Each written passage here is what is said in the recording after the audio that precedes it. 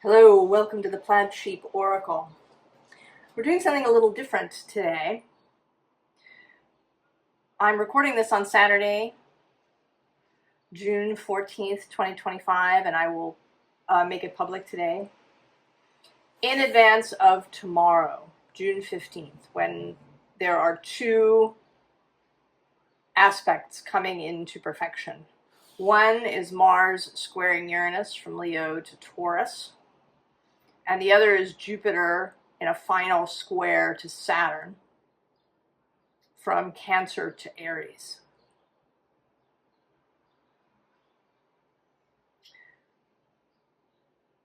And those squares started last year. There was one in August, one in December, and now we're having the third. And the first two were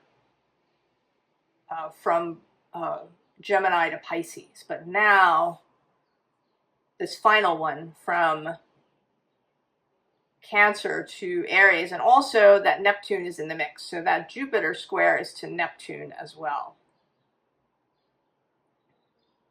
So I've got three sets of cards here. One is for the Mars square to Uranus. Ooh. Ooh. All right. The second is for this Jupiter square Saturn Neptune. And then the third is the combination of these two, because none of these aspects happen in a vacuum. And there's other planetary placements too.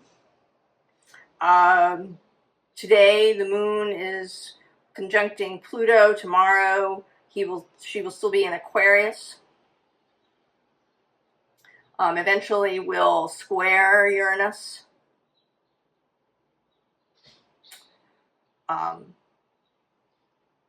Earlier today was sextile the Saturn Neptune.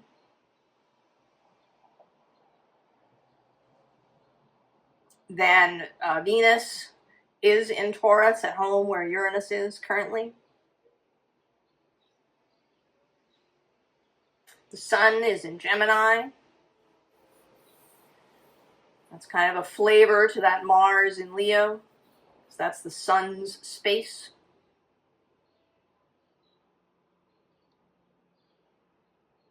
So what is the thing? So we have three oracle cards for each, and then I have tarot decks ready to go for each. And I may pull some clarifying stuff from another deck. We'll see what happens. So first, Mars. Oh, I should show you before I do that the bottoms of these three oracle decks. We have the Warrior.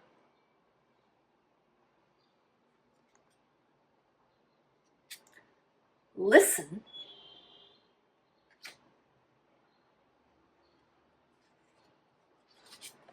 And the conch shell, which says homecoming and afterlife. So, Mars squaring Uranus. The metamorph.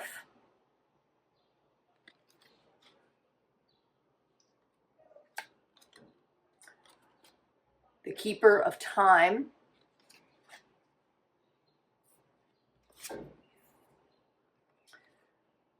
And the cicada, which has metamorphosis and life cycle.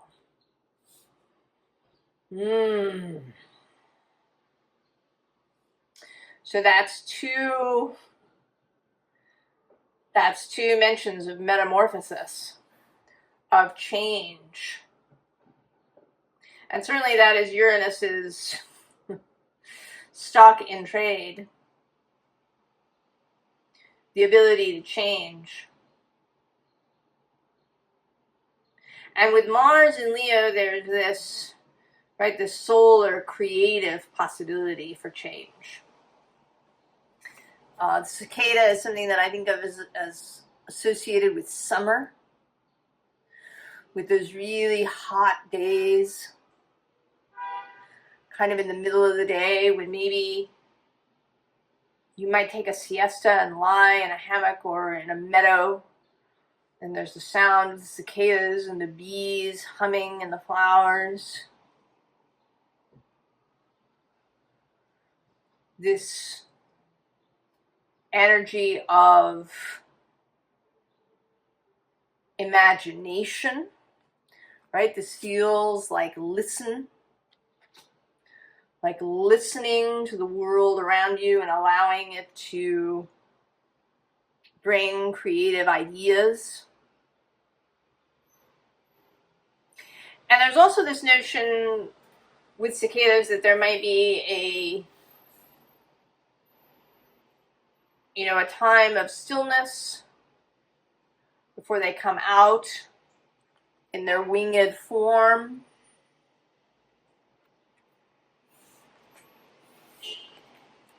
With the sense of time, that it is time now for this to occur.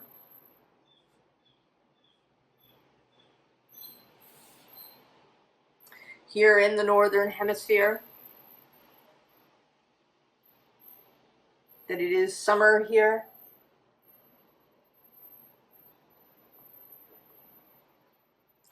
Let's see with the tarot, and we're getting the Wildwood Tarot coming out. There's something about the natural world. Uranus is in Taurus with Venus in residence. The focus on that growth. Right, and these cards popping out.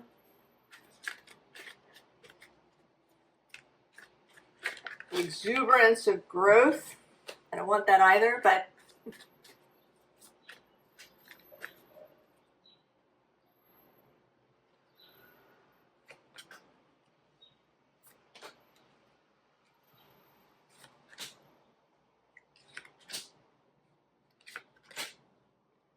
oh, 6 cards. Look at that, the Ace of Arrows, the new idea. Away, put that over there. Oh, who's on the underside?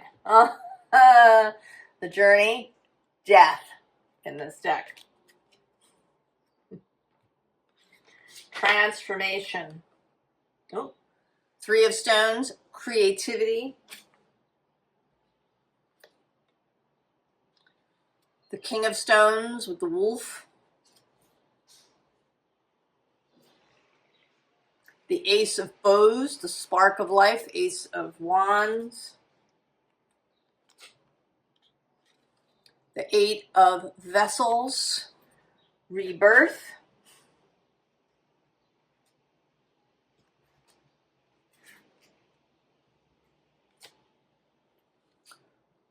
The Mirror. Oh, and there she is. She popped out and she did show up. Queen of Arrows, Queen of Swords.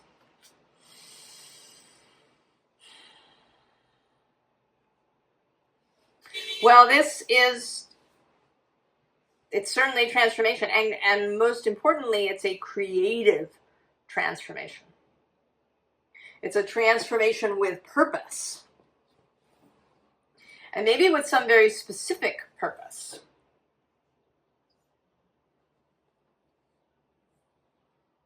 That each of us, anybody who's here, being drawn to this reading, has a creative idea, a creative purpose that is wanting to be seen.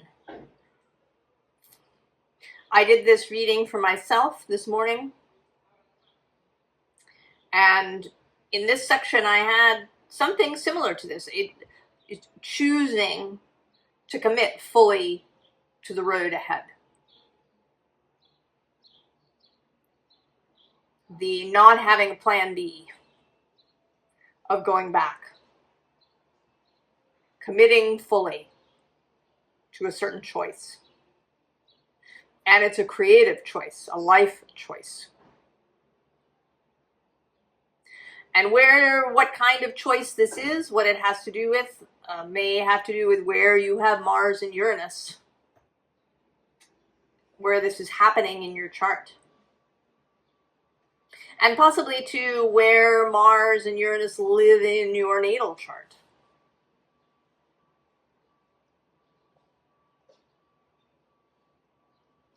But there is this connection to the earth, connection to source. And then this, right, this call, this I am announcing myself. I am taking my place. I am moving into leadership.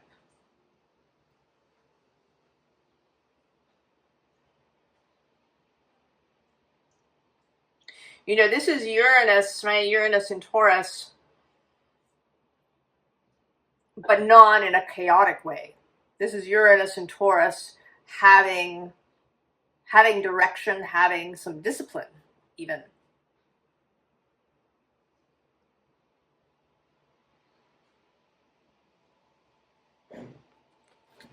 And choosing this creative spark. And choosing to see this as an affirmation, as this rebirth. Right, in this deck, the aces are the breath of life, the spark of life.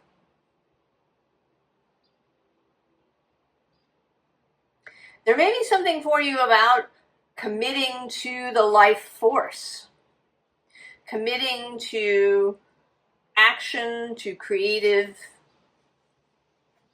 choices that support the life force, that are about life expanding, life becoming more complex, life becoming even more interconnected.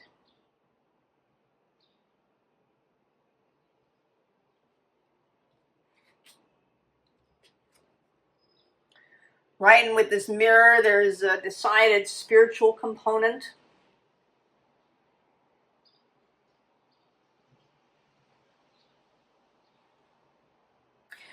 And I actually want to say the breaking of a curse. I don't remember now if the body in the boat is meant to be the Lady of Shalott. This deck does have a little bit of sort of Avalon feeling to it. And she is part of that story, the Arthurian legends. She looks outside the tower and the mirror cracks from side to side. The curse has come upon me, cried the Lady of Shalott. And she dies.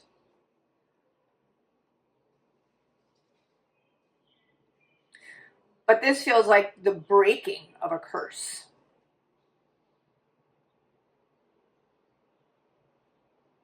Maybe the breaking of an old image that you had of yourself and what you were capable of.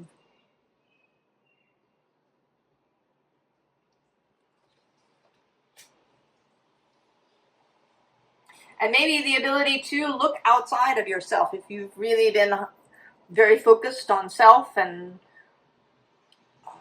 healing and self-development and all of these things, then now you deliberately look out.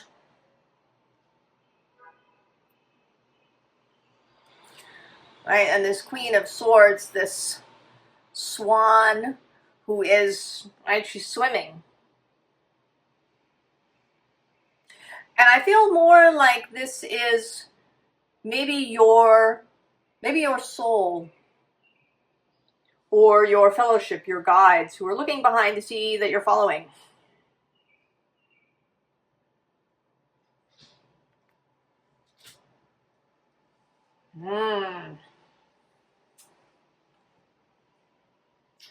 Jupiter, square Saturn, Neptune. Grace. This came out for Aries in the full moon in Sagittarius reading.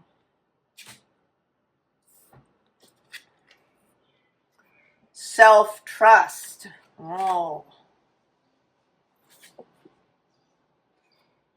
And the cowrie shells.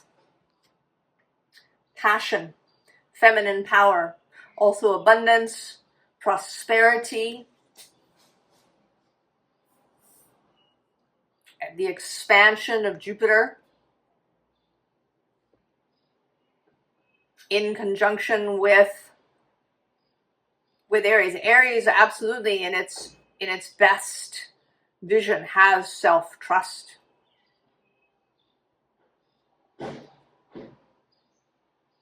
Saturn in Aries has self-trust.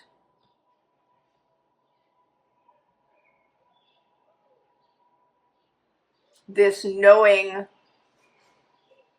of the path ahead. Being confident. Able to leap without looking.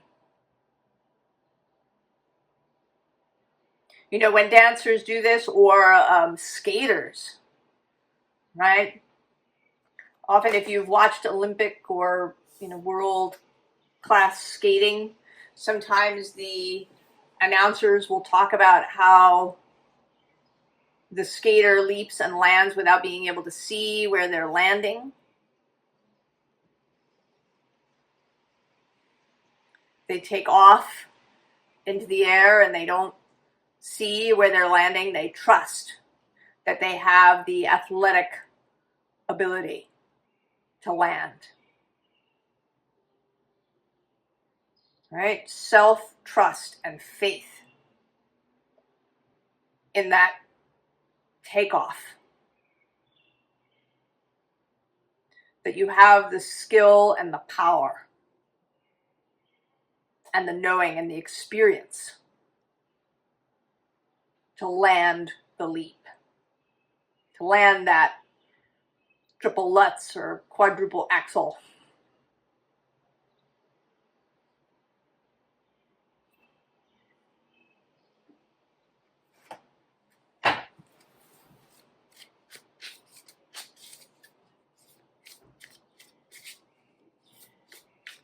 And certainly this,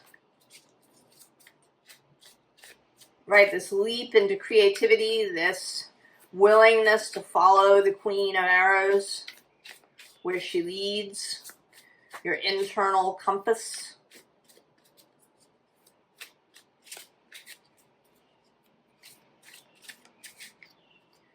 That's self-trust.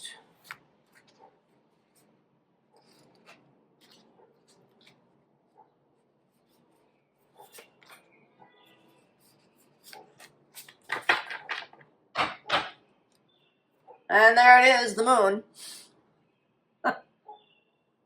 The mystery, the uncertainty. And on the underside, oh, the possibilities in the past of disappointment. 5 of blues. Oh, and next to that, the Wheel of Fortune. I'm going to go one more. Oh, the Page of Jazz, Page of Wands.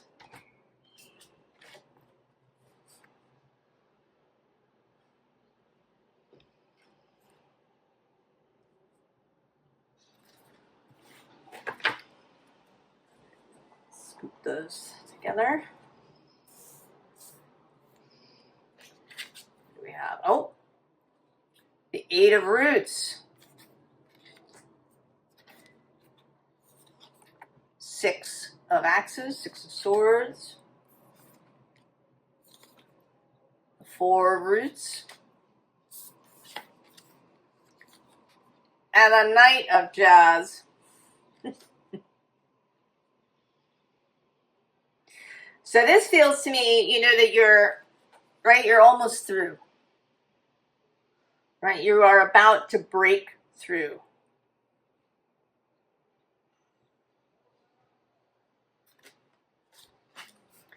That a breakthrough is coming. You have been working diligently, building diligently. And this breakthrough is coming. And although, you know, although you're getting on the road and going, getting excited, the Knight of Jazz, Knight of Wands, right? Ready to leap, ready to juggle fire.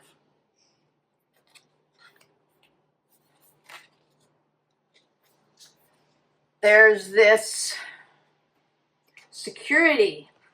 You know, it seems now like an underlying beat, like this person playing on this washboard, playing kind of an underlying rhythm.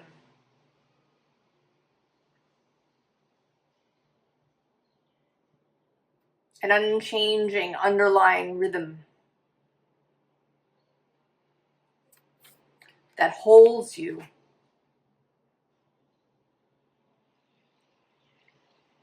The security and stability of Saturn. And this energy of home, energy too of the moon, of Jupiter in Cancer. He is an honored, exalted guest there. Below that is the Four of Jazz, Four of Wands, which is a card of home, of coming home, of creating home. And that home can be created anywhere.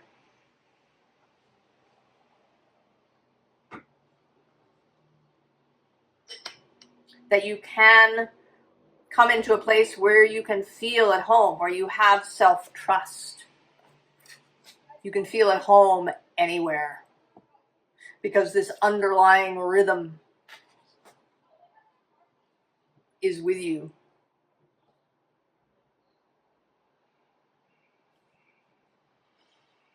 And then the two sets of squares working together. We have the moon cat,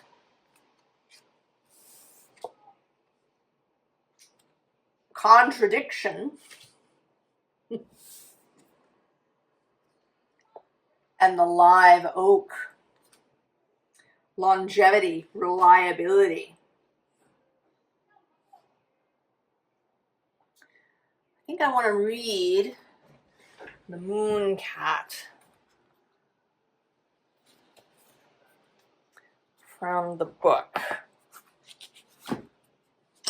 So not so much the description, but each of these cards in the archeo deck has a description, and then it has a little tale, a little story.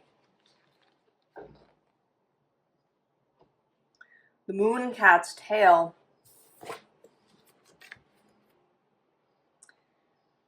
Sauntering down the promenade, the cat came to the deserted lighthouse. He'd been trying to get into the tower for days, and this evening he finally discovered a broken window. Mounting the corkscrew steps to the lantern room, he leapt onto the empty dais to survey the horizon. Night arrived, and he was still there, his mossy eyes grown large from staring into the inky blackness. Far out on the moonless sea, a small boat bobbed, its oarsmen desperately trying to make out the shoreline. And then he saw them, two blinking pinpoints of green light beckoning him to safety. The moon cat. There is guidance. You may feel like you've been out on a kind of endless ocean. And if you've ever been on the ocean, especially at night, right, the horizon disappears.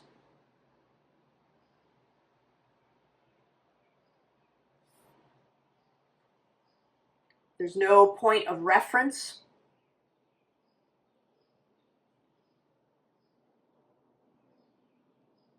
And I think maybe we've felt that way. I've talked sometimes about kind of underlying unease, dis-ease that we've been feeling while Neptune was moving through Pisces, both Aquarius and Pisces, but especially Pisces.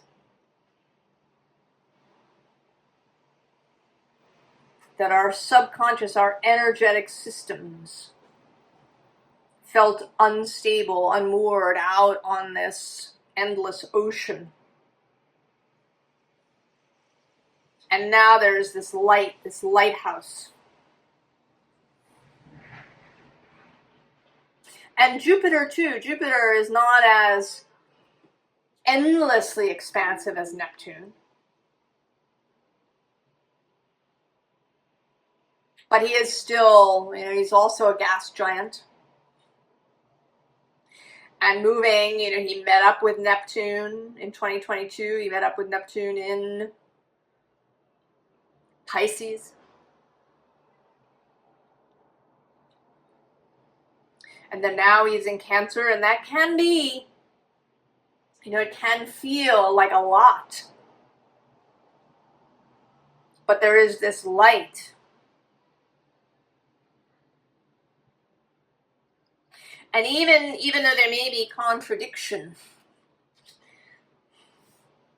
the expansion versus the restriction of the walls, the contradiction of Neptune and Saturn as well,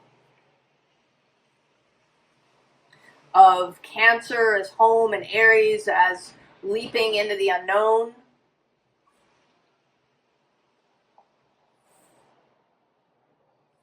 Mars has maybe been moving forward on a very straight line, and then this Uranus that suddenly shoots you off in a completely different direction.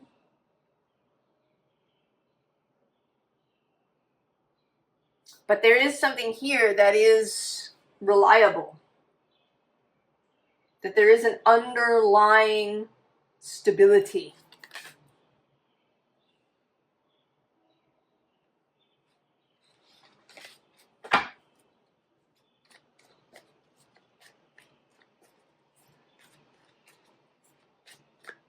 And then what the uncertainty brings is possibility. The past is not a map to the future. That you have the option to imagine. And to imagine in partnership, in concert with Source. Right? This listen. Actually right below that is the Keeper of Hope. And below her, I'm seeing right now, is uncertainty. And one more, the Keeper of Wonder. And curiosity. And grounding.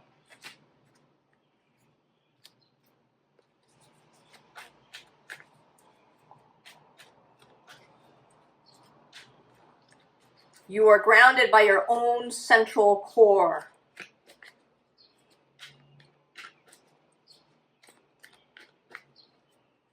Your own connection to that which is eternal.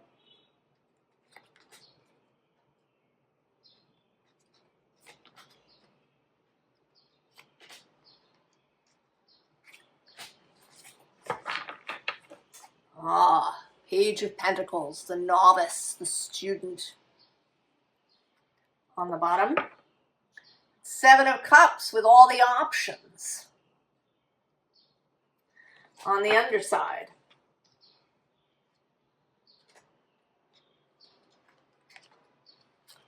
Queen of Pentacles,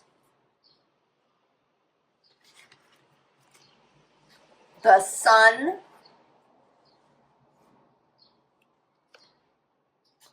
the Five of Cups,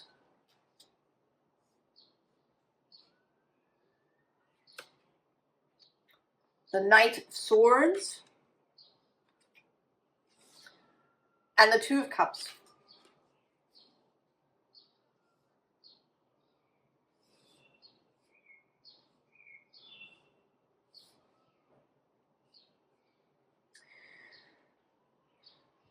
So yes, there is a need to release the past. And not like really release, like all the past. I don't think this speaks particularly of any, specific disappointment you had. Just what has happened in the past. The way that things have panned out. Both in your own life and in the world at large. That we assume that things will happen in the same way again.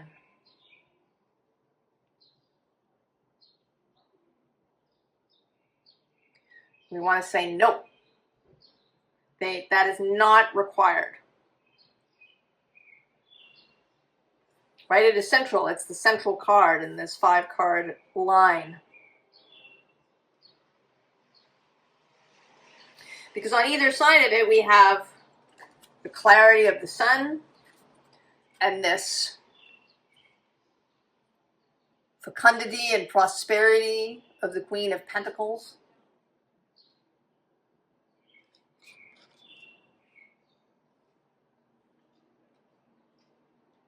The new possibility of the Knight of Swords. And then the Two of Cups. Friendship, reciprocity. Working together. Even when there may be contradiction.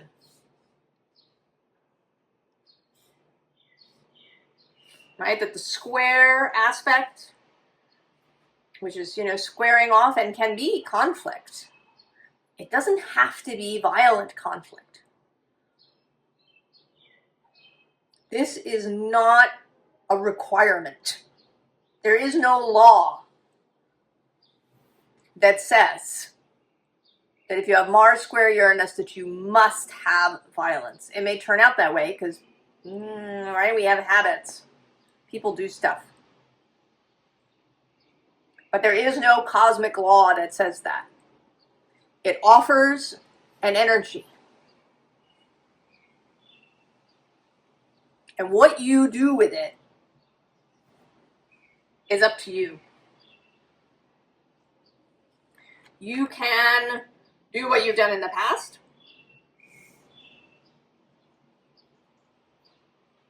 You can pay attention to and amplify and rehearse in your own mind. And believe me, I've done this. So I know.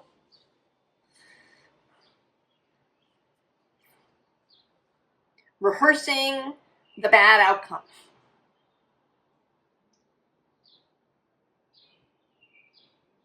In one way or another, having a conversation about it, justifying your actions, or explaining to somebody what happened.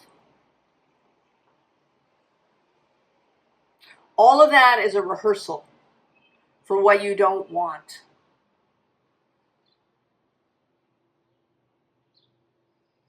Rehearse what you do want. Rehearse the creative. Rehearse landing the leap. Athletes do that. They rehearse their performance in their minds. Right? They run the race. They go through the routine in their minds repeatedly until they know, right? They know they're going to land that jump.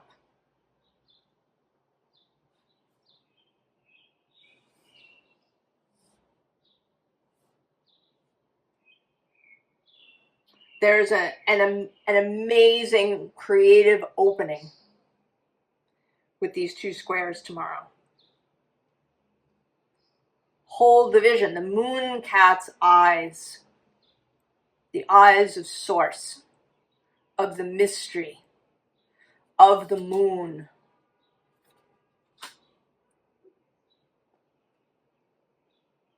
Are there to guide you in to this beauty,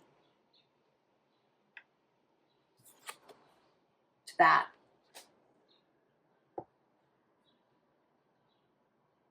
So take advantage of this opening.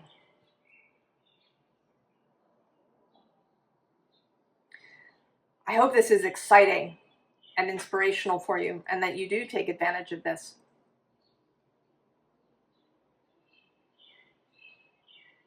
And I wish you the very, very best with all of it, and for all of us. And I'll see you next time. So long.